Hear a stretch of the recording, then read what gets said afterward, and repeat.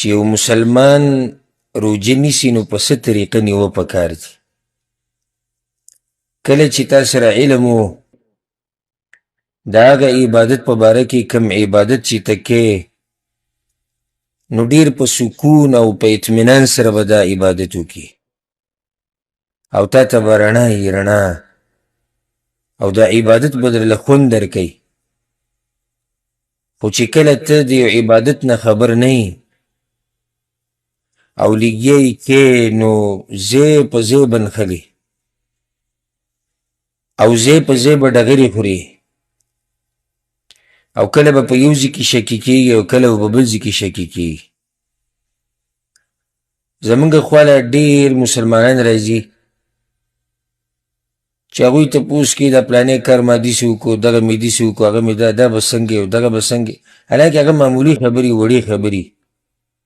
نو دې خلکو ته چې وګورم نو د الله شکر ادا کوم چې وګوره دا د تیارو په کمو کندو کې پراته دي. د دې اسانې مسلې نه هم دی خبر نه دی. نو کله چې تا ته دغه عبادت علم وي د هغې د طریقې د کیفیت د مسایلو نو دا عبادت به ډېر په اطمینان او په سکون سره وکړي. د دې د لاسه موږ دا مسلې بیانوو، د روجې دا مسلې د دې لاسه بیانوو چې دا مسلمانان په دې عظیم عبادت باندې پوه شي او دا ته الله قبول کړي، ځکه چې الله ګوره هر عبادت خو نه قبلوي چې ته رالې عبادت دې وکړو بس خبره ختمه شو. عبادت ته قبلېدو دپاره اخلاص پکار دی، په دې به ځان پوه کې او بیا دا عبادت د پیغمبر صلی الله علیه وسلم په طریقه پکار دی. یو سړی وایي چې ما کې اخلاص دي زه خو دا روجې چې د الله دپاره نیسم او دی د پیغمبر صلی الله علیه وسلم طریقې نه خبر نه دی، نو که دی 4-5 میاشتې مسلسل روجې ونیسي او پکې ښه محنتونه وکړي او د پیغمبر د طریقې خلافي نو الله یې ته نه قبلوي. لازم به دا عبادت د پیغمبر په طریقې نو هله به قبلیږي او د پیغمبر طریقه چې پیژني د هغې دپاره به بیا علم کوي. داسې هم نه کېږي چې ته به په ارام ناست یې او تا ته به په خوب کې د پیغمبر صلی الله علیه وسلم طریقه وښودی شي یا جبریل به راځي او تا ته به وحي کوي تا ته به طریقه ښیي. نه، د زده کړې به طریقه دا ده چې ته علم ته کښېنه او زنګنان ورته مات کړي، هله به ته بیا پوه شي په هغه مسله باندې. نو دې مبارکه دوره کې به کوشش کوو چې د روجې سره کم مسایل تعلق ساتي چې هغه بیان کړو او باذن الله سبحانه وتعالی زموږ خو د درسونو د بیانونو د طریقه د مخکې نه ده او دې کې هم دغه طریقه ده چې هره مسله چې بیانېږي نو دلیل سره وبیانېږي. هره خبره به په دلیل باندې قیل او قال والا موږ نه یو الحمدلله چې ویلی شوي دي او خلک وایي او کتاب کې راغلي او صرف دا مسلې نه دي. کتابونه د ډېرو خلکو لیکلي دي، چا ښه لیکلي چا بد لیکلي دي، ویلی شوي دي نو ویلی شوي خبرې خو ډېرې زیاتې دي. هغه خبره به بیانېږي او هغه ویلی شوي خبره او هغه لیکلی شوي خبره به منلی کېږي چې د هغې سره ټوس دلیل د قرآن او حدیث نه د سلفو نه چې دغه دلایل پې نو بیا مسله باندې عمل کېدی شي او دا خبره منلی کېدی شي.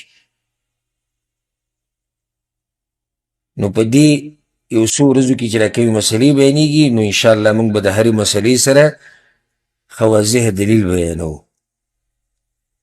بله دا چې مسلې به ډېرې اوږده ونه،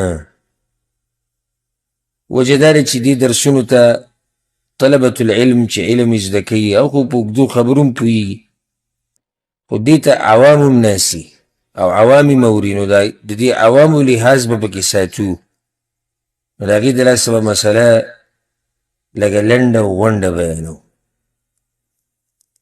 او چې کله یو سړی یو مسلې ته کیني او ښه کلمې ترې راوباسي نو هغه خو بیا اوږده اوږده مجلسونه غواړي او جوړې خبرې دي هغه بیا چې باغې باندې بیا هر سړی نه پوهېږي. په هغې باندې بیا هغه طالب علم هم نه پوهېږي چې تکړه نه یا ابتدایي طالب علم. په هغې باندې بیا هغه طالب علم پوهېږي چې هغه په علم کې ښه مضبوط وي، هغه پې بیا پوهېږي. هسې سرسري طالب علم پې هم نه پوهېږي. برای نام طلبة العلم او د علم طالبان دا خو ډېر دي برای نام، خو هغه طالب علم چې په صحیح معنو سره طالب علم وي او د الله د رضا دپاره علم لټوي او د علم په جوړو مسلو باندې پوهېږي او محنت کوي او کوشش کوي، نو هغه به یې لږ دي په مقابل دغه نورو کې. نو موږ به کوشش دا کوو چې داسې مسله بیان کړو چې د هغې نه طالب علم هم فایده واخلي او د هغې نه یو عامي مسلمان ته هم فایده واخلي. دا به زموږ کوشش انشاءالله. بیا د هغې دپاره ما کتاب غوره کړو د امام الحافظ ابن حجر العسقلاني رحمه الله، مشهور کتاب دی په مسلمانانو کې، بلوغ المرام من ادلة الاحکام. په دې کتاب کې بیا کتاب الصیام دی. پوره کتاب خو موږ نه وایو ځکه چې پوره کتاب خو څه کم 1400 حدیثونه یي، خو په دغه مبارک کتاب کې به کتاب الصیام ویلی کېږي،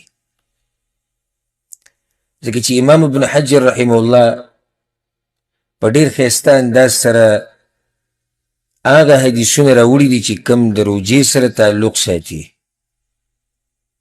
نو ځکه ما دا کتاب غوره کړو. د امام ابن حجر رحمه الله دا مشهور کتاب دی چې په دې کې هغه بنیادي حدیثونه را جمع کړي دي چې په هغې باندې د شریعت احکام بنا دي. اگر که دا کتاب د دې غټو کتابونو په مقابله کې مختصر دی، خو سره د اختصاره امام ابن حجر رحمه الله په یو ناشنا انداز سره په دې کې حدیثونه را جمع کړي دي او انتهایی قبولیت ور الله ورکړی. لکه علما ډېر تیر شوي دي، کتابونه ډېر لیکلی شوي دي، خو دې بعضو ته الله څه ناشنا قبولیت ورکړي. د هغې یو څو وجې کیدی شي چې دا کتاب دا بلوغ المرام د دې نورو کتابونو نه کوم چې د دې په شان دي یا دې ته نږدې دي، د هغوی نه په دې باندې مشهور دی چې دا چا چې دا حدیثونه را جمع کړي دي دا انسان مشهور دی. یو وجه یې دا ده. لکه کله داسې هم کېږي چې دوه عالمان کتاب ولیکي او دواړه ښه محنت وکړي، کوشش وکړي، خو د یو دا ډېر قبول شي د خلکو په منځ کې، نو د هغې یو وجه دی چې دغه شخص چا چې دا کار کړی دی د مخکې نه قبول د خلکو په منځ کې، نو د ده کتاب بیا د بل د کتاب په نسبت باندې خلک ډېر خوښوي. یو وجه دا ده.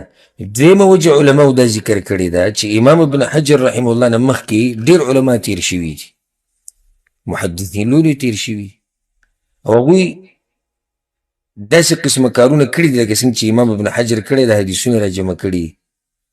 نو امام ابن حجر بیا را لګېدلی د هغه ټولو نه استفاده کړې ده. نو چې د هغه ټولو نه استفاده کړې ده نو د دغه کتاب بیا په ناشنا طریقې سره تیار شوی دی. دا یو وجه کیدی شي چې علما یې ذکر کوي، ځکه چې د نه مخکې ډېر محدثین لولو محدثین تیر شوي، غرونه د دې علم تیر شوي دي. نو امام ابن حجر د هغه ټولو د علم نه فایده اخیستې ده او د هغوی هغه کتابونه یې کتلي دي، د هغوی هغه طور او طریقه یې کتلې ده، نو بیا یې په ډېرې ښه طریقې سره او په ډېر ښه انداز سره دا خپل کتاب بیا را جمع کړی دی. ځکه الله سبحانه وتعالی دې کتاب له ډېر قبولیت ورکړی. او لویه وجه دې کې شک نشتي، لویه وجه یو دا دی ده چې اخلاص کله په چا کیي که نه نو الله د هغه کار ته بیا قبولیت ورکوي. او دا انشاءالله دلیل دی په دې خبره باندې چې امام ابن حجر رحمه الله د دې کتاب په لیکلو کې او د دې حدیثونو په راجمع کولو کې مخلص و او د امت دپاره یې خیرخواهي غوښته، نو ځکه الله سبحانه وتعالی د هغه دا عمل وځلو، د هغه دا کتاب یې وځلو. نو اشنا کتاب دی دا، که اوسني علما دي که پخواني علما دي، خو داسې مکتبه به تا ته میلاو نه شي چې په هغې کې د امام ابن حجر رحمه الله دا کتاب دی.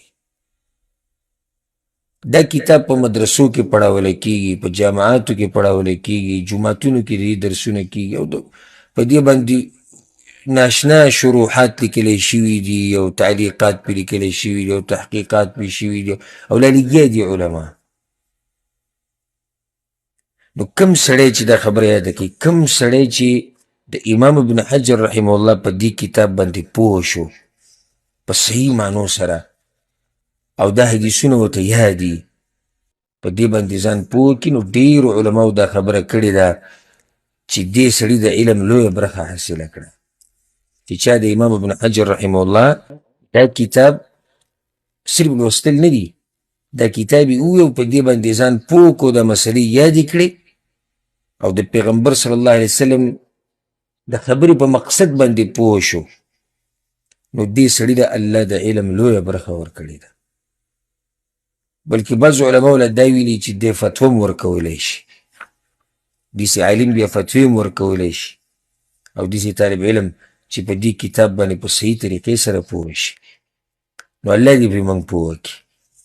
د دې نه مخکې چې موږ کتاب الصیام شروع کړو، د امام ابن حجر رحمه الله په باره کې یو څو خبرې چې دا علما او طلبة العلم هغوی خو پیژني، خو چې دا عوام هم وپیژني او دا زمونږ مشران دي، زمونږ حقیقي مشران هغه دا دي چې د دوی اقتدا پکار ده، د دوی تابعداري پکار ده او د دوی سیرت یادول پکار دي، د دوی پیژنګلو پکار ده. افسوس خبره ده چې نن سبا ډېر به داسې ویني چې هغه به د کرکټیانو تاریخ یادوي او څوک د ډمانو تاریخ معلوموي او څوک د سیاستدانانو تاریخ یادوي او څوک د ساینسدانانو یادوي او ډېر لږ مسلمانان دي چې هغوی د خپلو مشرانو نه خبري. مشران زه چې کوم وایم نو دیني مشران وه چې هغوی د دیني مشرانو نه خبري. امام ابن حجر رحمه الله پرېږده خو ډېر وروسته راغلی، ډېر مسلمانان لږ نه یم زه دا خبره د علم الیقین سره کومه چې ډېر مسلمانان د صحابه کرامو نه دي خبر، نه دي پوه چې د صحابه کرام کم مقام والا خلک وو، په دوی کې مشران څوک وو، په دوی کې کشران څوک وو، خلفای راشدین څوک دي، د هغوی څه سیرت ته دې نه دي خبر. بلکې دا خو پرېږده داسې به په کې هم تاته میلاو شي چې د خپل پیغمبر صلی الله علیه وسلم نه دي خبر، صرف یې نوم یاد کړی دی بس چې جی زموږ د پیغمبر نوم محمد او د پلار نوم عبدالله او د مور نوم امینه او بس دقه یو څو خبرې ورته یاد دي. پیدا شوی کوم ځای کې دی، وفات شوی کوم ځای کې دی، هجرت یې چېرته کړی و، کله یې کړی و او څو کاله بعد ورته نبوت میلاو شوی دی او د نبوت نه بعد څو کاله ژوندی و، دا مسلې ورته نه دي معلوم. نو امام ابن حجر رحمه الله څوک و د ده باره کې مختصر خبره وکړو، اوږدې خبرې نشو کولی. یو خو دا دوره مختصر د ورځې لږې دي رمضان ته، موږ غواړو چې د رمضان نه مخکې ختمه کړو او حدیثونه ښه ډېر حدیثونه یې دې کتاب کې. بله دا چې ما د بلوغ المرام درسونه مخکې کړي دي او هغه درسونو په ابتدا کې ما د امام ابن حجر رحمه الله سیرت تفصیلا بیان کړی او په دې باندې علماو کتابونه هم لیکلي دي. د امام ابن حجر رحمه الله په ژوند باندې علماو کتابونه لیکلي دي، بلکې د امام ابن حجر رحمه الله شاګرد سخاوي رحمه الله هغه په درې مجلدو کې د سیرت بیان کړی دی، الجواهر والدرر په نوم باندې او پاغي کې د امام ابن حجر رحمه الله سیرت بیان کړی دی او دغه د علم په باره کې خبرې کړي دي او ډېر ناشنا کتاب دی په 3 مجلداتو کې. دغه شان یو کتاب دی ابن حجر العسقلاني مصنفاته ودراسة في منهجه وموارده في كتابه الإصابة دكتور شاكر محمود عبد المنعم. او دغه شان یو عالم دی دکتور محمد کمال الدین عز الدین، هغه یو کتاب لیکلی دی ابن حجر العسقلاني مؤرخا. او دغه شان عبدالستار الشیخ په نوم باندې یو کس کتاب لیکلی دی، ډېر فایدمن کتاب دی، الحافظ ابن حجر العسقلاني امير المؤمنين في الحديث. او دغه شان محمد يوسف ايوب په نوم باندې یو کس کتاب لیکلی دی، الحافظ ابن حجر العسقلاني حياته وشعره. او داسې نور ډېر کتابونه پرې لیکلی شوي، د ماجستیر رسالې پرې لیکلی شوي دي، د دکتورا رسالې پرې لیکلی شوي. دلیل دی په دې باندې چې ډېر عظیم انسان. ګوره دې ته علم وایي، ښه دې ته علم وایي چې یو سړی تقریبا 200 کاله مخکې یا سره پاسه 200 کاله مخکې مړي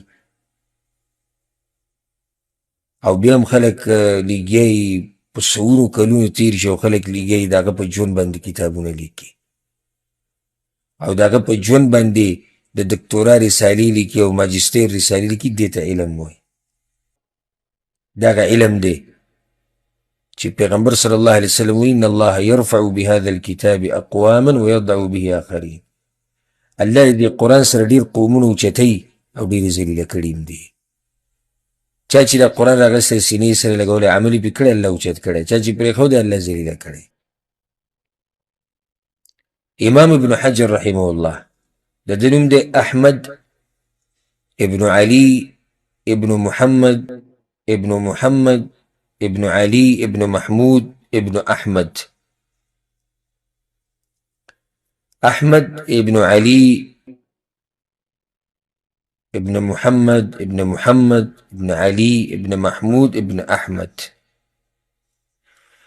او دا نسب په دې طریقې سره د هغه شاګرد سخاوي په دغه خپل کتاب کې لیکلی دی. دا معتمد نسب دی د امام ابن حجر رحمه الله، ځکه چې دې کې هم څه نه څه اختلاف شته. لقب یې دی شهاب الدین، په دې باندې مشهور دی، په دې لقب باندې شهاب الدین. او کنیت یې دی ابو الفضل، ابو الفضل. او دا کنیت د له پلار یې ښودی او بیا هم په دقې باندې مشهور شوی دی او په دقې باندې معروف دی ابو الفضل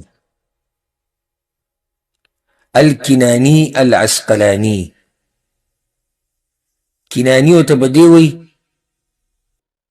ځکه چې د عربو مشهوره قبیله د کنانه، نو دی د هغه قبیلې نه دی الکنانی. عسقلانی ورته به دې وایي چې دا نسبت دی عسقلان علاقې ته چې دا په شام کې ده، نو دی د هغه علاقې دی، نیکونه او مشران یې د دغه علاقې وو. خو بیا صلاح الدین الایوبي دوی به لېږلي وو مصر ته، په دغې کې مصلحت لیدو نو د ده دا مشران دی ولېږل چېرته مصر ته. نو ځکه دته هم دته ویلی کېږي المصري. ولې نسبت مصر ته کېږي نو چې تاسو ته یاد وي چې دی د عسقلان نه د ده مشران ولېږلی شو چېرته مصر ته، نو دی بیا هلته و، هلته پیدا شوی دی، په مصر کې پیدا شوی، په مصر کې دی. مشهور دی په ابن حجر، لکه ډېرو خلکو ته د نوم نه دی معلوم، خو دا ورته یاد دی چې د څه نوم یې دی ابن حجر. او دا د ده په نیکونو کې یو کس راځي دا کوم چې له ټول نه بره دی، احمد چې نوم دی، احمد ابن علي ابن محمد ابن محمد ابن علي ابن محمود ابن احمد، دا د هغه لقب دی. او د ده دا شاګرد چې سخاوي نو هغه هم دې له ترجیح ورکړې ده او امام شوکاني رحمه الله هم دې له ترجیح ورکړې. نو بس د هغې د لاسه بیا دی پې مشهور شوی دی ابن حجر.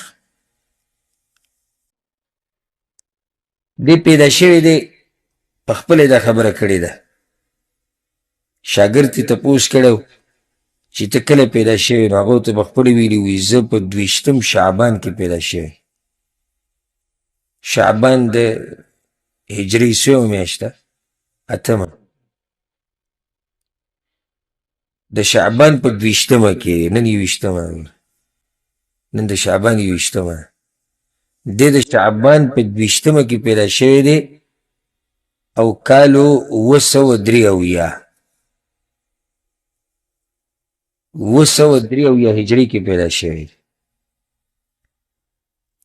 او په مصر کې پیدا شوی دی. سبحان الله، عجیبه خبره دا ده، امام ابن حجر رحمه الله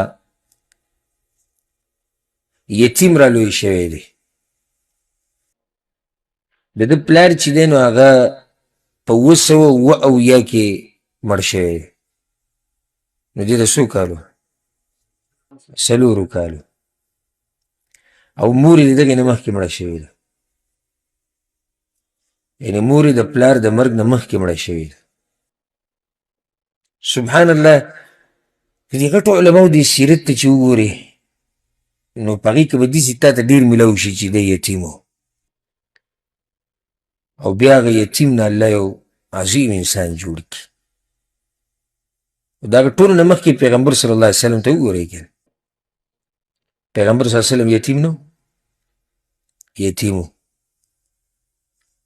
پلار یې مړ شوی و، بیا مور مړه شوه، بیا یې نیکه مړ شو، بیا یې تره مړ شو. خو د هغه انسان نه الله بیا څنګه عظیم انسان جوړ کړو، سید الاولین والآخرین وګرځو. نو اکثر ما چې کوم سیرتونه دي د علماو کتلي او تاسو هم دې ته خیال کړی، الله چې دې غټ کار اغستی نو اکثر دوی کې داسې وي چې مور پلار یې په وړوکوالي کې مړه یا دواړه یا یو، یا صرف پلار یې په وړوکوالي کې مړ شوي یا یې مور مړه شوي. امام ابن حجر په هغه کسانو کې دی چې مور پلار یې دواړه مړه شوي دي په وړوکوالي کې. پلار یې چې مړ کېدو د 4 کاله عمر او مور یې د پلار د مرګ نه مخکې مړه شوي. خو د ده د پلار چې کله مړ کېدو نو هغه خپل یو ملګري ته د ده په باره کې وصیت وکړو، د خپل زوی په باره کې، او د هغه نوم ابوبکر زکی الدین محمد ابن علي الخروبي. دا ډېر نیک عمله سړی و د ابوبکر، ډېر انتهایي نیک عمله سړی او لوی تاجر و د مصر، ډېر مالداره سړی و. او داسې راځي چې یو بل کس ته هم د ده په باره کې ویلي و چې د هغه نوم و الشیخ شمس الدین ابن القطان رحمه الله. دی خو عالم په علم مشهور و، دا بل چې دی نیک عمله انسان او مشهور په تجارت باندې مالدار و د ابوبکر. نو انتهایی اخلاص سره هغه د ده د پلار په دې وصیت باندې عمل وکړو. او د ابن حجر داسې خیال وساتو چې دومره خیال یې د خپلو بچو نه وساتلي. پالتو ګرځېدو ته به یې نه پرېښودو، هر وخت به ځان سره به یو ځای ګرځو. کله چې به مکې ته تو عمرې له حج له ځان سره به ابن حجر دی به ځان سره روان کړی. 9 کاله عمر د امام ابن حجر چې کله قرآن یاد 9 کاله عمر یو، او د 12 کالو و چې اول پیر یې خلکو له په تراوو کې امامتي ورکړه. د 12 کالو و چې اول پیر یې خلکو له په تراوو کې امامتي ورکړه. او نن سبا لوی انسان به یو غټ پټ سړی وي چې ته ورته دا عبادت ولې نه کې، دا کار ولې نه کې، دا علم یاره وړوکی دی لا عمر یې کم دی. ښه د هغه به څه 25 کاله عمر وي، 13 کاله عمر وي. او دې ځکې وګوره علم چې زده کوي هغه داسې د 12 کالو په عمر کې امام ابن حجر رحمه الله سجل کړی دی، امامتي ورکړي د بتراو کې، او بیا د هغې نه به دغه علم شروع کړی دی. لوی لوی علماو خواله تللی دی. اوس موږ د هغه د استادانو په تاریخ کې که ورشو نو دا خبره به رانه بیا ډېره اوږده شي، خو هسې مختصر د امام ابن حجر رحمه الله په باره کې مونږ خبره کوله. دا فایده یې د ساتئ چې په اوله کې امام ابن حجر رحمه الله د شعر و شاعرۍ طرف ته ډېر رجحان و. په اوله کې د تاریخ او د ادب او د هغې چې کوم فنون دي نو دغه طرف ته د ده توجه ډېره وه، دې سره ډېر محبت و. چې شعر به یې واورېد او مشداریک به یې په ذهن کې و، او د شعر و شاعرۍ یعنې دا غټ غټ کسان د ده سره مقابله نه شوه کولی. تر دې چې بیا 996 کاله کې 996 کاله کې د ده بیا توجه د حدیثو طرف ته شوه، د حدیثو طرف ته شوه. نو بیا چې د احادیثو کې څومره غټ علما دي د هغوی خواله دی ورغی، لکه الحافظ زین الدین ابوالفضل عبدالرحیم العراقي، د ده سره 10 کاله په یو ځای تېر کړي دي. 10 کاله امام ابن حجر د ده سره تېر کړي. ور د استاد سره به ډېر وخت تېری نو څه نه څه به ته یې زده کړي، ځکه چې علم له چې ځان ټول ورکړي نو تاله به څه نه څه درکړي. دغه شان مشهور علما السراج البلقيني، ابن الملقن، الشيخ برهان الدين الأبناسي، نور الدين الهيثمي، لوی لوی علما د ده استادانو. نو دا یو غټ علم تېر شوی دی او موږ هغه تفصیل نشو کولی. ما په اوله کې ووایي چې هسې اشاره کوو د مختصر د امام ابن حجر طرف ته چې دا څوک و، د چا دا کتاب چې موږ وایو. امام ابن حجر رحمه الله د 996 کاله نه واله 996 موږ ولې یادو، دې ټیم کې حدیثونو ته توجه شو. د دغه وخت نه واله او د مرګه پورې هغه خپل ټول عمر د حدیثونو د خدمت لپاره وقف کړی، ټول عمر مرګه پورې ساوتو پورې د دغه کار، یا به پکې څه لیکل، یا به تدریس کو، یا به تصنیف کو، یا به فتوی ورکول، او بې شماره کتابونه لیکلي دي. اکثر علماو چا چې د امام ابن حجر په باره کې لیکلي کړي داسې ویلي وي ده چې کوم کتابونه لیکلي د 1.5 سلو نه زیات دي، د 1.5 سلو نه زیات کتابونه لیکلي دي. او سبحان الله د خپل ځان په باره کې به دا خبره کوله، وی لست راضیا عن شیء من تصانیفي، دا کوم کتابونه چې ما لیکلي دي نو په دې داسې راضي نه یم، زړه مې پرې نه دی خوشحاله، ځکه چې کمزوري دي. وي دې ته وایي عاجزي. هغه انسان چې د هغه کتاب سوونو کلونه تیر شو اوس هم علما لګیا دي د هغې وضاحتونه کوي او په هغې باندې شرحې لیکي او د هغې درسونه کوي، او په خپل هغه ویروي زه نه یم راضي دې کتابونو نه. بلکې سخاوي رحمه الله کوم چې د ده شاګرد دی هغه خو دا ویلي دي چې 200 نه زیات د کتابونه لیکلي، 200 کتابونه زیات یې لیکلي دي. او صرف دا شرف پوره دی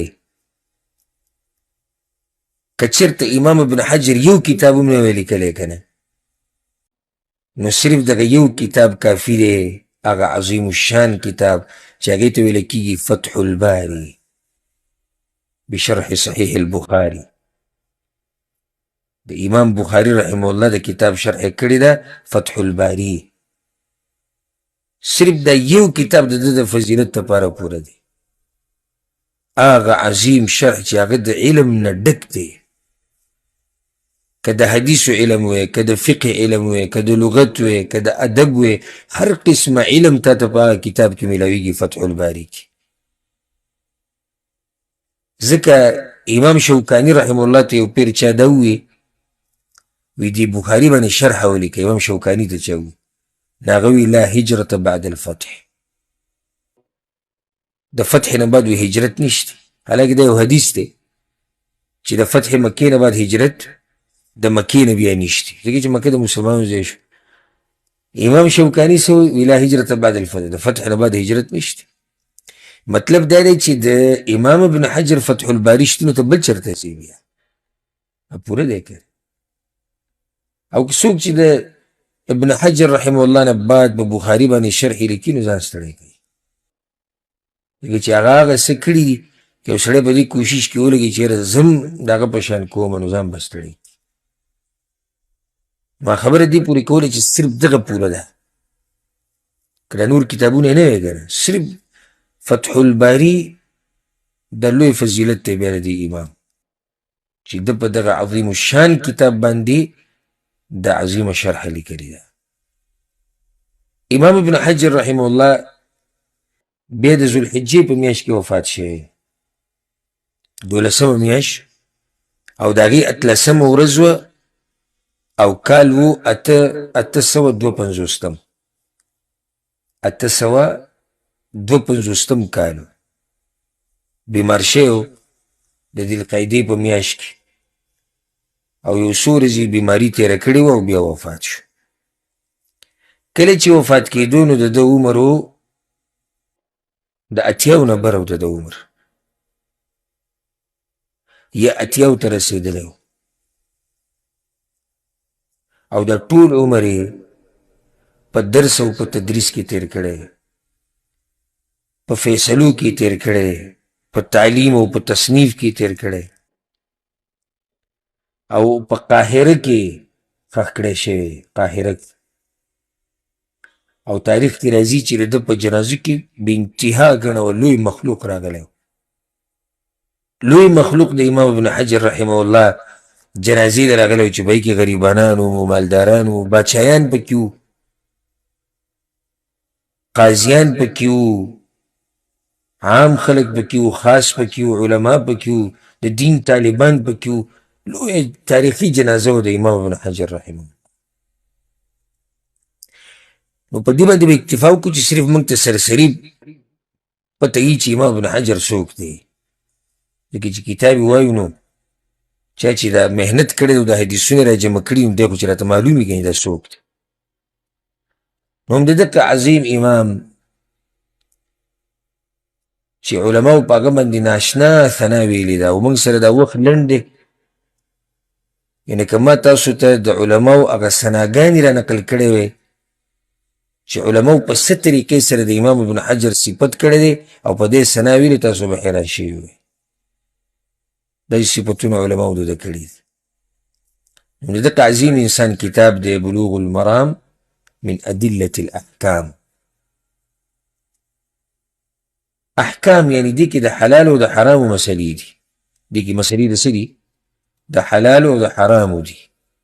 په خپله هم د دغه کتاب بلوغ المرام په مقدمه کې امام ابن حجر ویلي دی دا یو مختصر کتاب دی يشتمل على اصول الادله الحديثيه للاحکام الشرعيه.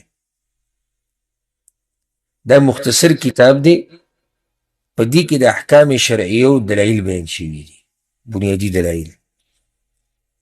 نو مطلب دا چې دې کې د عقیدې مسایل نشتی، اخلاق، زهد، رقایق، تفسیر، مغازی، سیرت، دا مسلې پکې نشتی. دې کې ټولې مسلې د څه دي؟ د حلال او د حرام دي، شرعي احکام حلال او حرام. او د دې باب علماو ډېر خیال ساتو، په دې کې به ډېر احتیاط کوو په دې قسمه حدیثونو کې د احکامو دا چې ولې، ځکه چې په دې باندې عبادات بنا دي. ځکه امام عبدالرحمن ابن مهدي څه وایي؟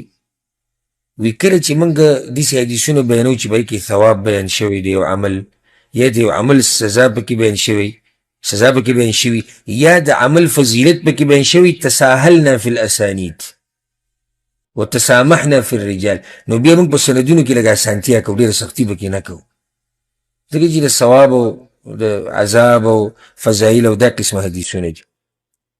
خو چې کله د حلال او د حرامو مسله راشي، د احکامو مسله راشي، تشددنا فی الاسانید وانتقدنا الرجال، بیا موږ په سندونو کې ښه سختي کوو. بیا یو راوي ګورو، یو سړی ګورو چې د ده څه حالات ورسره وو، ځکه چې معمولي مسله نه ده، د حلال او د حرامو مسله ده، د حلالو او د حرامو مسله ده. نو امام ابن حجر رحمه الله دا کتاب چې دی دا هم په خپله ویلي من ادلة الاحکام، په دې کې شرعي احکام چې کوم دي د هغې په باره کې حدیثونه راوړي. د هغې نه بعد د الله په توفیق سره شروع کوو د کتاب الصیام نه. په دې کتاب کې دی کتاب الصیام. کتاب الصیام تاسو سره څویم نمبر حدیث دی اولنی؟ 530 حدیث دی.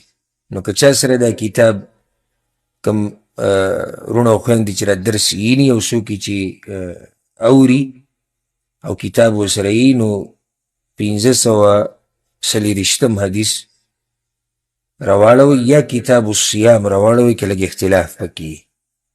کتاب الصیام هغه مسلې چې د روجې سره تعلق ساتي. د دې نه مخکې چې موږ د حدیث شروع کړو نو ابتدایي مسلې چې د روجې سره تعلق ساتي هغه به بیانوي، او دا ډېرې اهمې مسلې دي. ابتدایي مسلې چې د روجې سره تعلق ساتي. کتاب الصیام. صیام څه ته وایي په عربۍ کې؟ روجې ته وایي. په لغت کې او په اصطلاح کې د دې څه معنی ده؟ په عربۍ ژبه کې صوم ویلی کېږي مطلق الامساک ته، د یو شي بندولو ته، د یو شي نیوو ته څه ویلی کېږي؟ صوم ورته ویلی کېږي. لکه هر څوک چې ځان د خوراک نه بند کړي یا ځان د خبرونه بند کړي یا ځان د سفر نه بند کړي، نو د لغت په اعتبار سره دته صایم ویلی کېږي، روجې نه ویلی ده. واقعه د مریم د عیسی علیه السلام د مور قرآن کې الله ذکر کړی ده که نه، سورت مریم کې انی نذرت للرحمن صوما. کله چې بشي قوم راغی چې دا ماشوم ته د کوم ځای نه راوړو، نو هغې دا وایي چې ما خو د رحمان ذات لپاره منښته کړې ده د روجې. دا څنګه روجه ده؟ فلن اکلم اليوم انسیا، زه به د چا سره خبرې نه کوم. نو دا لغوي روجه ده چې ځان یې بند کړی د څه نه؟ د خبرو نه. په شریعت کې روجه څه ته وایي؟ التعبد لله تعالی، د الله عبادت کول، بالامساک عن الاکل والشرب والجماع، د الله بندگی کول په دې طریقې سره چې یو سړی ځان بند کړي د خوراک او څښاک نه، د کوروالي نه، او دغه شان د هر هغه شي نه چې روجې پې ماتیږي، من طلوع الفجر الى غروب الشمس، نور د سهار د راختو نه د نور د ډوبېدو پورې. دا تعریف به څوک وایي؟ شرع کې روجه څه ته وایي؟ پښتو کې هېڅ خبره نه. د الله بندګي کول په دې طریقې سره چې ځان بند کړي د خوراک څښاک نه، د کوروالي نه، او د هر هغه څه نه چې روجې پې ماتیږي د سحر د راختو نه تر د نور د ډوبېدو. دا په شرع کې روجه ده. بیا په دې باندې د مسلمانانو اجماع ده چې د رمضان د میاشتې روجې نیوه دا د اسلام په ارکانو کې یو رکن دی. په دې باندې د مسلمانانو څه ده؟ اجماع ده. او په دې باندې هم اجماع ده چې د رمضان د میاشتې د روجو نه علاوه نورې روجې په مسلمانانو نه دي فرض، سوای د څه نه؟ نه، رمضان خو شو سوای د نه، اخو رمضان کې حسابېږي چې یو سړی منښت وکړي او په ځان یې لازم کړي. نور د دې نه علاوه داسې روجې نشته چې هغه په ده لازم وي، یا کفاره شوه، لکه یو سړي داسې کار وکړو چې په هغې کې کفاره روجې نیولي، دا بیا په ده لازم دي. نو روجه خو یا د رمضان د میاشتې لازم ده، یا هغه چې منښتې سره لازم شي، او یا هغه چې کفاره. قرآن او حدیث کې نصوص دي په دې خبره باندې دلالت کوي چې روژه لازم ده په مسلمانانو باندې او دا رکن دی د اسلام.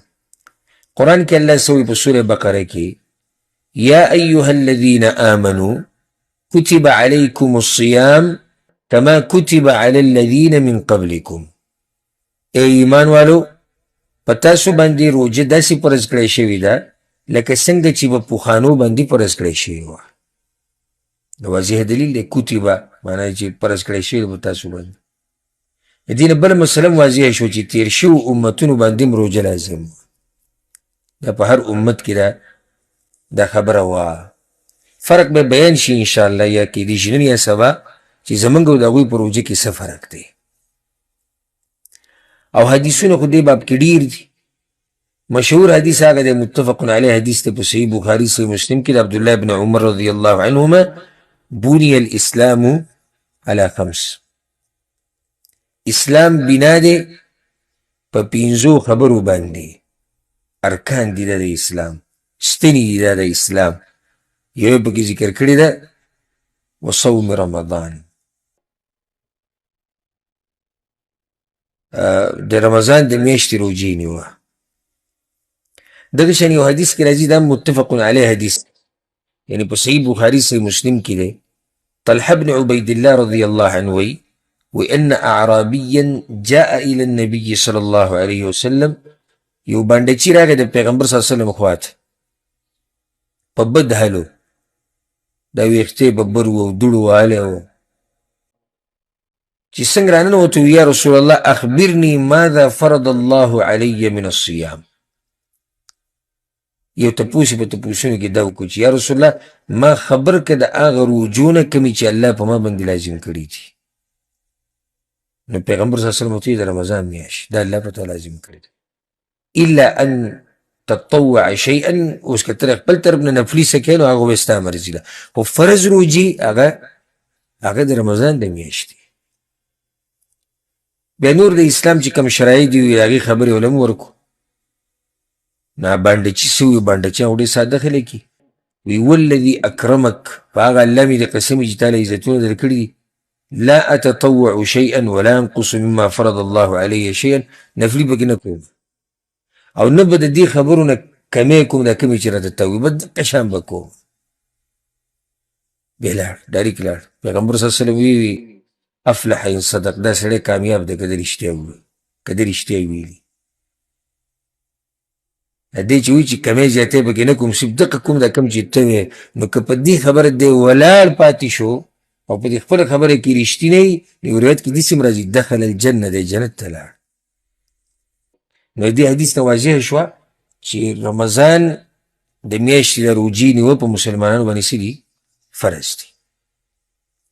بله فایده به ذکر کوو دا ډېره خوندوره فایده ده. رمضان ته رمضان ولې وایي؟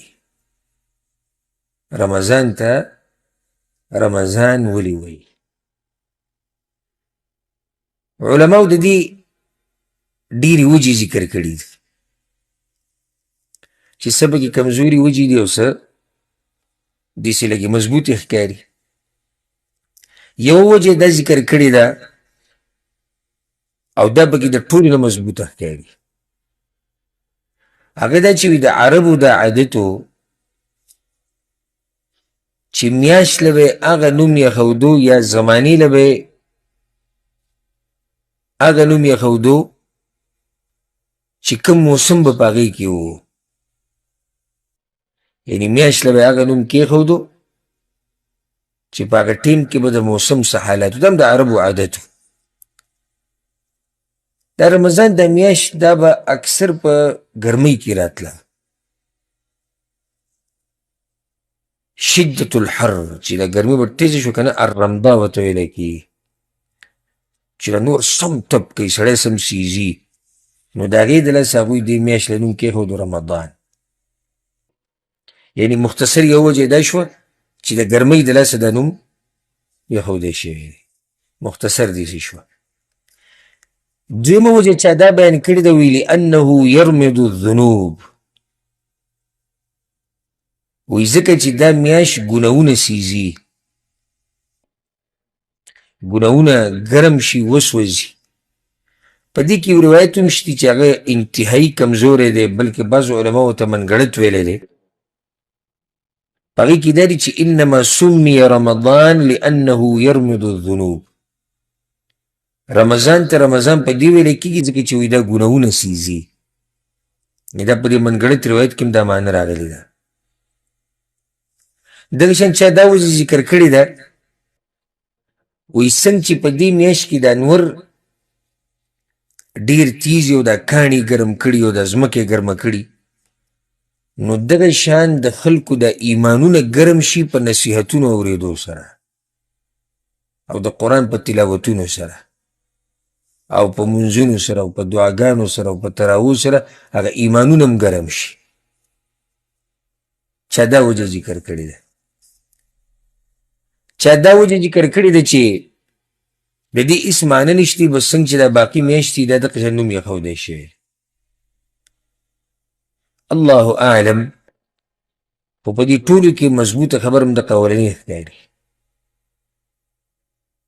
دا د عربو عادتو اکثر موسم ته به وکتو نوم به یې کېښود میاشت له. نو دې ته د رمضان د څه د لاسه وڅو وجې دي؟ د ګرمۍ د لاسه ګناهونه سیزي، ایمانونه پکې د خلکو ګرم شي په نصیحتونو سره، او یا دا چې هېڅ وجه یې نشته، بس رمضان یې ورته ویلی دی. په دې ټولو کې د اولنی قول دی د دې نورو نه مضبوط ښکاري. د دې نورو نه د اولنی قول دا مضبوط ښکاري. بیا د هغې نه بعد اهمه مسله دا یاده ساتئ چې د رمضان د میاشتې د روجې اکدم الله نه دي فرض کړي. ګورئ په دې کې تدرج شوی دی. تدرج څه ته وایي؟ یعنې دا خبره په مراحلو تېره شوې. اکدم الله سبحانه وتعالی په مسلمانانو باندې روجې نه دي لازم کړي. لکه څنګه چې الله سبحانه وتعالی اکدم شراب نه دي حرام کړي، بلکې په یو څو مرحلو باندې خبره تېره شوې ده. نو دغه شان د رمضان دا خبره ده، د روجو ده. الله اکدم روجې نه دي لازم کړي. او دا به موږ اخرنۍ مسله تقریبا ذکر کو په دې درس کې چې د رمضان د میاشت دا په څو مرحلو باندې د رمضان د فرض کېده دا په څو مرحلو باندې تېر شوي دي. اولنۍ مرحله هغه دا ده. د دې نه مخکې دا خبره ساتئ چې دا مرحلې ذکر کو. موږ دا ووایو چې د رمضان د میاشتې روجې نیوه فرض دي اجماعا، په دې اجماع ده. بیا په دویم کال کې دا لازم شوي دي، دې باندې اجماع ده. د هجرت په دویم کال کې په دې اجماع ده. او پیغمبر صلی الله علیه وسلم 9 روجې نیولي دي، یعنې 9 رمضان روجې نیولي دي، په دې باندې اجماع ده. نو څو اجماعګانې شو؟ 3. په مسلمانانو باندې دا روجه فرض ده، په دې اجماع ده. د هجرت په دویم کال باندې فرض شوي دي، په دې باندې اجماع ده. او پیغمبر صلی الله علیه وسلم 9 رمضان روجې نیولي دي، په دې باندې اجماع ده. بیا دې کې چې کوم تدرج راغلی دی په یو ځای متوسط کې چې اکدم الله د رمضان د روجې نه دي لازم کړي، بلکې دا خبره په یو څو مرحلو باندې تېره شوې ده. اولنۍ مرحله هغه دا ده. په اولنۍ مرحله کې صرف د عاشورا روجه لازم وه، او بعضو روایتونه داسې معلومیږي چې هره میاشت کې 3 ورځې روجې نیوه. دا اولنۍ مرحله. نورې روجې نه وي لازم روجه صرف کومه وه؟ عاشورا. او بعضو روایتونه کې راځي دا 3 ورځې هره میاشت کې. او په دې باندې ډېر دلایل دي، لکه امام بخاري امام مسلم روایت راوړی د عبدالله بن عباس نه، د عایشې نه رضی الله عنهم. عایشې رضی الله عنها چې کوم روایت دی په هغې کې هغه وایي چې کان یوم عاشورا یوما تصومه قریش فی الجاهلیه. د جاهلیت په زمانه کې هم قریشو دا روجه نیوه. کومه وه؟ عاشورا. قریشو هم نیوه. وکان رسول الله صلی الله علیه وسلم یصومه، او پیغمبر صلی الله علیه وسلم هم دا روجه نیوه. فلما قدم المدینه صامه، مدینې ته چې راغی بیا به هم دا روجه نیوه. وامر بصيامه، او مسلمانانو ته هم امر وکړو چې دا روجه به نیسئ، یعنې څه ده؟ لازم ده، فرض ده. حتى اذا فرض رمضان كان هو الفريضه. بیا کله چې د رمضان د میاشتې روجې فرض شوې نو بیا صرف دغه فرض وي، عاشورا هغه فرض کېده هغه منسوخ شو. وترک یوم عاشورا، د عاشورا هغه روجه پاتې شوه. فمن شاء صامه ومن شاء ترکه، بیا د چا خوښه ده که څوک یې نیسي او د چا خوښه ده که څوک یې نه نیسي. عبدالله ابن عباس چې کوم روایت دی په هغې کې داسې دي، وایي کله چې پیغمبر صلی الله علیه وسلم مدینې ته راغی وجد اليهود يصومون يوم عاشورا، نو مدینه کې ولیدو چې یهودیانو به د عاشورا روجه نیوه. پیغمبر صلی الله علیه وسلم تپوس وکړو ما هذا اليوم الذي تصومونه، دا کومه ورځ تاسو روجې نیسئ؟ هغوی هذا يوم عظيم انجى الله فيه موسى وقومه وغرق فرعون وقومه. دا خو ډېر عظیمه ورځ ده، په دې ورځ الله موسی علیه السلام او دغه قوم له نجات ورکړی ده او فرعون او دغه قوم یې تباه کړي. نو موسی علیه السلام وایي دا روجه نیولې ده د الله د شکر ادا کولو لپاره، بس ځکه یې موږ نیسو. نو پیغمبر صلی الله علیه وسلم وایي فنحن احق بموسی منکم، موږ ډېر حقدار یو ستاسو نه په موسی علیه السلام باندې، یعنې موږ د هغه ښه تابعدار یو. نو فصامه، پیغمبر صلی الله علیه وسلم به دا روجه به په خپله ونیوه. وامر بصیامه، او مسلمانانو ته تاسو هم نیسئ. امام ابو داود یو روایت راوړی دی د مشهور تابعي عبدالرحمن ابن ابي لیلا نه، په هغې کې هم هغه دغه مسله ذکر کوي چې دا مونځ او روژه دا په څه طریقه فرض شوي دي. هغه دا وایي چې صحابه کرامو موږ ته دا خبره کړې ده چې کله دوی مدینې ته رالو، صرف دغه حدیث نه دغه یو جمله وایو، زموږ پکې دغه مقصد دغه اوږد حدیث دی چې کله پیغمبر صلی الله علیه وسلم مدینې ته راغی صحابه کرامو یې دا وي امرهم بصیام، پیغمبر صلی الله علیه وسلم هغوی ته امر وکړو چې تاسو به د 3 ورځې روجې نیسئ، میاشت کې به 3 ورځې روجې نیسئ. بیا د هغې نه بعد د رمضان د میاشتې روجې لازم شوي دي. نو اولنۍ مرحله کومه شوه؟ د عاشورا روجه لازمه وه او میاشت کې 3 ورځې روجې. د دې روایت نه دا معلومیږي کوم چې امام ابو داود راوړی. دویمه مرحله اوس یاده کړئ. د هغې نه بعد بیا دویمه مرحله داسې وه چې خلک د دې روجې سره عادت شي. الله سبحانه وتعالی دا وایي چې د رمضان په میاشت کې به روجې نیسئ، لا على سبیل الایجاب، خو لازم به نه په ټولو باندې چې لازم به نیسي، انما على سبیل التخییر، اختیار و. لکه رمضان میاشت کې به روجې نیسئ، خو لازم نه دی چې هر سړی به روجه نیسي، اختیار دی. یا روجه ونیسه او که روجه نه نیسي نو د روجې په بدله کې یو غریب له خوراک ورکړه. دا دویمه مرحله ده. دویمه مرحله د تخییر ده د رمضان د روجو په باره کې. که څوک غواړي د رمضان د میاشتې روجې دې ونیسي او که څوک یې نه نیسي نو څه دې وکړي؟ مسکین له دې خوراک ورکړي د یو روجې په بدله کې. سوره بقره کې هم دغه طرف ته اشاره ده وعلى الذين يطيقونه فديه طعام مسکین، او په چا چې د روجې درنۍ او ګرانۍ وته نو مسکین له دې فدیه ورکوي، خوراک ته ورکوي. خو الله مخکې دا وایي دغه ایتونو کې چې وان تصوموا خیر لکم ان کنتم تعلمون، او که روجه م ونیوه نو دا ډېره غوره ده. صحیح ده چې رخصت پکې شتي، که څوک یې نه نیسي غریب له دې خوراک ورکړي، خو که ویې نیسئ نو دا څه ده؟ دا غوره ده. درېیمه مرحله، درېیمه مرحله بیا هغه ده چې د رمضان د میاشتې روجه دا لازم شو، اوس پکې اختیار نشته. د رمضان د میاشتې روجه څه شوه؟ لازم شوه، اختیار پکې نشته، لازم به روجه نیسي. رخصت صرف چاته میلاو شو؟ مریض ته او مسافر ته. د دین علاوه چې کوم دي مسلمانان چې په چا باندې روجه لازم ده هغوی به لازم روجې نیسي. فمن شهد منکم الشهر فلیصم، دا ایت الله بیا راولېږي تاسو کې چې څوک هم د روجې میاشت ویني نو روجه به لازم نیسي. دا اولنۍ مسله څه شوه؟ منسوخ شوه، لازم به روجه نیسي. دا څومره مرحله شوه؟ درېیم.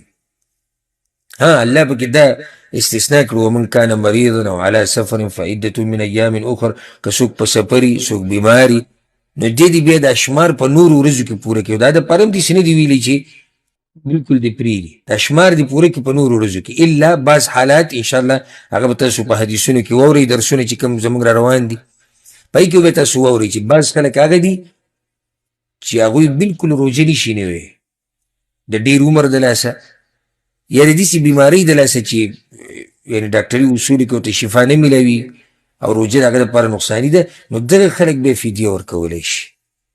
نو دغه آیت بیا د هغوی دپاره شو وعلى الذین یطیقونه فدیه.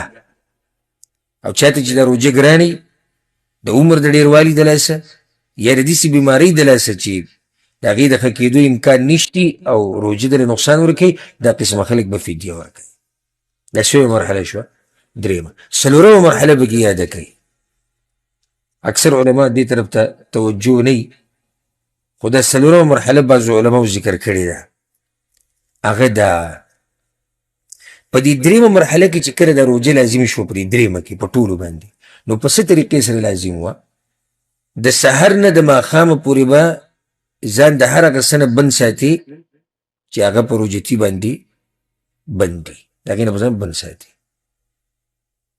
بیا پکې دا مسله وه په هغه وخت کې په اوله کې چې څوک اوده شو، د نور ډوبېدو نه بعد یو سړی اوده شو، هر ټیم چې اوده شو، به دی چې اوده شو نو په ده باندې خوراک او څښاک او کوروالی او هر څه په ده باندې حرام شو. د دغه وخت نه به اوس دی د سبا ماښامه پورې به یې روژه وي.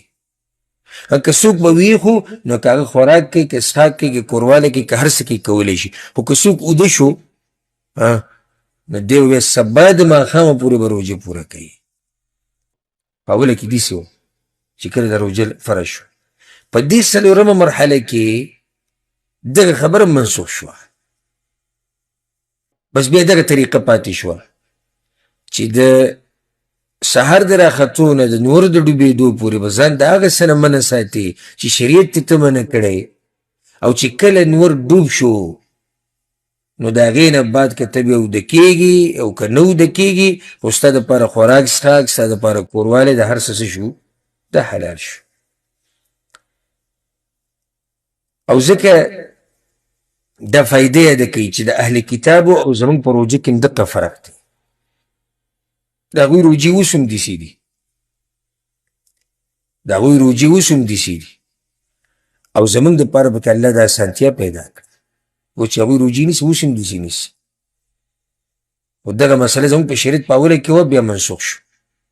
الله زموږ دپاره اسانتیا پیدا کړه او لوی رحم یې وکړو. او همدا فرق دی زموږ او د هغوی په روژه کې، ځکه پیغمبر صلی الله علیه وسلم حدیث کې څه وایي؟ په صحیح مسلم کې دا حدیث دی د عمرو بن العاص: فصل ما بین صیامنا و صیام اهل الکتاب اکلة السحر. زموږ او د اهل کتابو د روژې په منځ کې فرق څه دی؟ هغه د پېشمني دا خوراک دی چې موږ به پېشمنی کوو، که څوک اوده شوی دی او که څوک نه دی اوده شوی. او دې کې مشهوره چې کومه واقعه بیانېږي دوی دي. یو د عمر بن خطاب رضی الله عنه په باره کې راځي چې عمر بن خطاب رضی الله عنه د خپلې بیبي سره کوروالی کړی و، او بیا د هغه دپاره دا مسله ګرانه شوه، ځکه چې هلته هغه زنانه ورته دا ووایي چې زه خو اوده شوې یم، او چې اوده شوې بیا خو په تا باندې کوروالی او د هر څه په تا باندې حرام شو. نو الله وی دا اسانتیا نازله کړه. دویمه وجه په صحیح بخاري کې یو روایت دی، برا رضی الله عنه، هغه وایي چې کان اصحاب محمد صلی الله علیه وسلم اذا كان الرجل صائما فحضر الافطار فنام قبل ان يفطر لم يأكل ليلته ولا يومه حتى يمسي. وی په اوله کې دا طریقه وه چې څوک به د روژه ماتې نه مخکې اوده شو، یعنې خوراک به راوړی شو، یو کس به اوده شو، نو بس دی به اوس نه د دې شپې ډوډۍ خوري او نه به د دې ورځې خوري تر دې چې بیا دا نور ډوب شي په دې بله ورځ کې. وان قیس ابن صرمه الانصاري رضی الله عنه، قیس ابن صرمه په انصارو کې یو صحابي و، وایي د ده روژه وه. کله چې د روژه ماتې ټیم شو، دی راغی خپلې ښځې وی عندك طعام، څه خوراک شته که نه چې روژه ماته کړه؟ وایي چې اوس خو نشتي. ولكن انطلقوا فاطلب لك، وزي تعالى سخوراك قورم لك سبروك. وكان يومه يعمل، او په دغه ورځ هغه د سهار نه ډېر سخت کار کړی، پټي ته تللی، ځمکې ته تللی، غریب سم ستړی شوی و، وږی شوی و، تږی شوی و. فغلبته عینا، نو خوب پې زورور شو. چې ښځې راله ویې کتو، سړی ویده دی، وایي خیبة، افسوس یې پرې وکړو چې دومره ستړی او دومره تږی شوی، دومره وږی شوی، ورته لاړې ویده شو. نو هلته خو په ده باندې اوس خوراک څښاک څه شو؟ بند شو، حرام شو، هر څه پې حرام شو. بله ورځ بیا دې کار ته لاړ د قشان. فلما انتصف النهار غشي علیه، کله چې بیا د ورځ نیمې ته ورسېده، نو قیس رضی الله عنه بېهوشه شو. فذکر ذلک للنبي صلی الله علیه وسلم، نو پیغمبر صلی الله علیه وسلم ته دا خبره ذکر کړی شوه. نو الله د آیتونه نازل کړو، احل لکم لیلة الصیام الرفث الى نسائکم هن لباس لکم وانتم لباس لهن، او دا الى آخر الآن. مخکې پکې الله دا ویلي وکلوا واشربوا حتى يتبين لكم الخيط الابيض من الخيط الاسود من الفجر ثم اتموا الصيام الى الليل. په دغه آیت کې الله سبحانه وتعالی اجازت ورکړې ده چې تاسو د روجې د ماتېدو نه واله د سحر راختو پورې، یعنې نور ډوبېدو نه د سهار د راختو پورې که تاسو کوروالی کوئ د هغې اجازت دی، که تاسو خوراک کوئ د هغې هم اجازت دی، که تاسو څښاک کوئ د هغې هم اجازت دی، که څوک اوده کېږي او که څوک نه اوده کېږي. دا څومره مرحله شوه؟ څلورمه مرحله شوه. او د دې مرحلې تذکره په دغه روایت کې هم شوې ده. کوم روایت چې مالک صاحب مخکې ذکر کو چې امام ابو داود رحمه الله راوړی دی د ابن ابي لیلا نه، په دې باندې به اکتفا وکړو. او انشاءالله سبا به اول دا خبره بیانو چې الله دا روژه ولې په مسلمانانو لازم کړې، د هغې به یو څو حکمتونه ذکر کوو، او بیا به د اولني حدیث نه شروع کوو په دې مبارک کتاب کې چې هغه د ابو هريره رضی الله عنه حدیث دی: لا تقدموا رمضان بصوم يوم ولا يومين الا رجل كان يصوم صوما فليصمه. د دې حدیث نه به انشاءالله سبا شروع کوو. الله سبحانه وتعالی دې مونږ پوه کړي په قرآن او په حدیث باندې، او الله سبحانه وتعالی دا مبارکه میاشت مونږ ته راورسوي، الله دې ته مونږ ورسوي. هذا وبالله التوفيق، وصلى الله وسلم على نبينا محمد وعلى آله وصحبه أجمعين.